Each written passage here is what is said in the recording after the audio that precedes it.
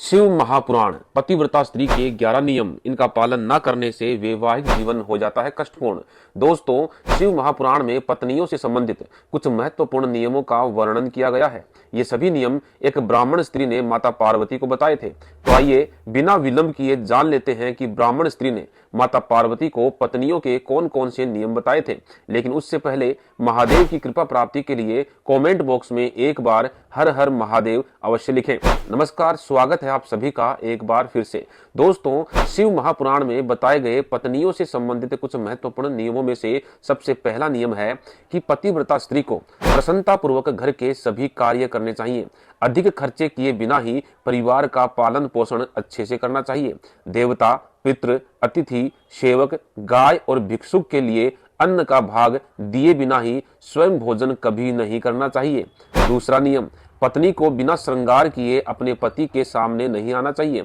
जब पति किसी कार्य से प्रदेश गया हो तो उस समय श्रृंगार नहीं करना चाहिए। पतिव्रता स्त्री को कभी भी अपने पति का नाम नहीं लेना चाहिए और पति के भला बुरा कहने पर भी पत्नी को चुप ही रहना चाहिए। पति के बुलाने पर तुरंत ही उसके पास जाना चाहिए और पति जो आदेश दे उसे प्रसन्नता पूर्वक पूरा करना चाहिए। तीसरा नियम, पतिव्रता स्त्री को अपने पति की आज्ञा के बिना कहीं पर भी नहीं जाना चाहिए। पति के बिना मेले या उत्सव आदि का त्याग कर देना चाहिए। पति की आज्ञा के बिना व्रत, उपवास आदि भी नहीं करना चाहिए। चौथा नियम, अगर पति बूढ़ा या रोगी हो गया हो तो भी पतिव्रता स्त्री को अपने पति का साथ कभी नहीं छोड़ना चाहिए।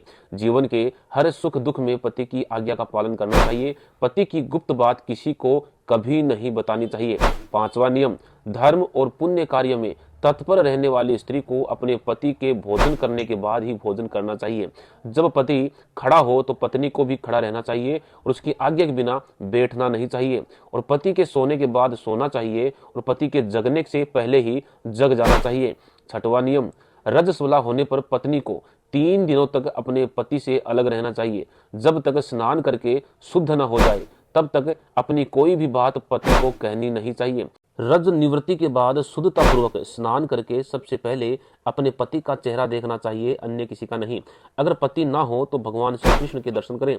सातवां नियम, मैथुन काल के अलावा किसी अन्य समय पति के सामने दुस्साहस नहीं करना चाहिए। एक पतिव्रता स्त्री को ऐसा काम करना चाहिए जिससे पति का मन प्रसन्न रहे। ऐसा कोई भी काम नहीं करना चाहिए जिससे पति के मन में विषाक्त उत्पन्न हो।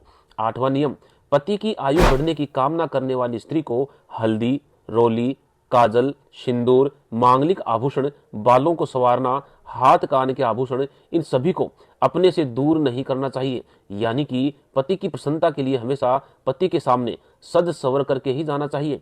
नौवां नियम, पतिव्रता स्त्री को दुख और सुख दोनों ही स्थितियों में अपने पति की आज्ञा का पालन करना चाहिए। यदि घर में किसी वस्तु की आवश्यकता आन पड़े तो अचानक ही ये बात पति को नहीं बतानी चाहिए, बल्कि पहले अपने मधुर वचनों से पति को प्रसन्न करना चाहिए, उसके बाद ही उस वस्तु के बारे में बताना चाहिए। 10वां नियम, जो स्त्री अपने पति को बाहर से आता देख अन्न जल आदि से उसकी सेवा करती है, मीठे वचन बोलती है, वह तीनों लोक में प्रसिद्ध हो जाती है। और साथ ही पतिव्रता स्त्री के पुण्य कर्मों के कारण पिता, माता और पति के कुल की 3 पीढ़ियों के लोग स्वर्ग लोक में सुख भोगते हैं। अब अंत में है 11वां नियम, पतिव्रता स्त्री को चरित्रहीन स्त्रियों से बात नहीं करनी चाहिए।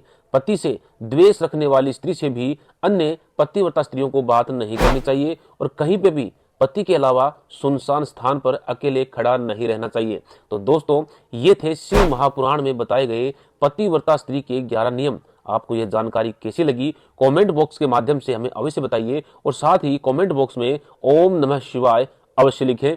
धन्यवाद।